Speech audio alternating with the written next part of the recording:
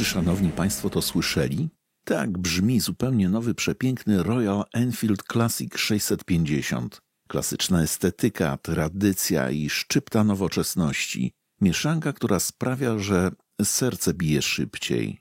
Od dłuższego czasu ja i moi znajomi fanatycy marki zastanawialiśmy się, będzie ten nowy Classic 650 czy nie. W sieci pojawiały się wizualizacje, ktoś nagrał coś, co wyglądało na prototyp, ale nie zachwycało. Sceptycy, słysząc o jego przewidywanej cenie, twierdzili, że musi być z plastiku. A tu niespodzianka. Podchodzisz, dotykasz, pukasz palcem w błotnik, zbiornik paliwa, osłonę lampy i słyszysz dźwięk metalu. Stal, a nie jakiś tam plastik. Gdy dowiedziałem się, że Classic 650 w końcu objawił się w Krakowie, nie było innej opcji.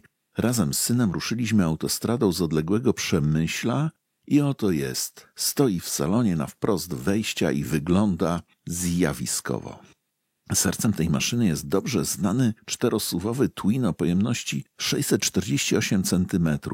Ten sam, który napędza Interceptora 650, Continentala GT 650, Super Meteora 650, którym w tamtym roku podróżowałem po Polsce i Słowacji, Shotguna 650 i równie nowego Bera 650. Stylistyka, klasyka lat 30., 40. i 50. XX wieku. A to jest dokładnie to, co w motocyklach cenię najbardziej. Gdy pojawiły się pierwsze zdjęcia, nie brakowało głosów. Za duży błotnik, za małe tylne koło. Sam miałem takie wątpliwości. Jak można było zepsuć taką piękność?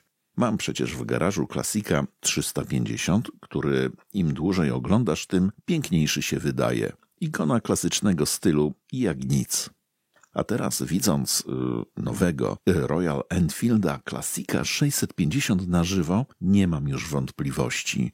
Taki właśnie powinien być. Projektanci wiedzieli, co robią.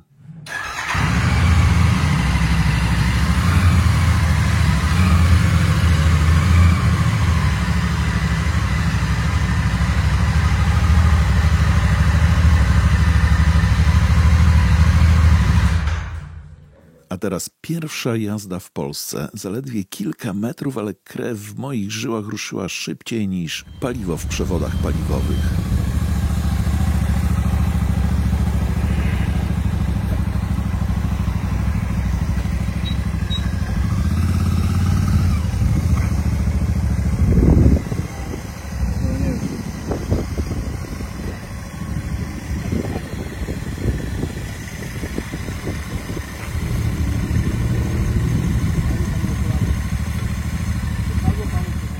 Skoro jesteśmy już w Krakowie, mieście słynnej Akademii Sztuk Pięknych, to aż się prosi, żeby porozmawiać o subiektywizmie w sztuce.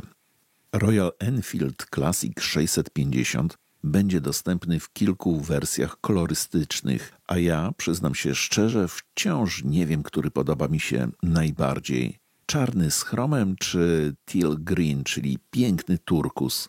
Niestety z tego co wiem, promocji 2 w cenie 1 nie przewidziano, więc trzeba będzie podjąć tę trudną decyzję. Który?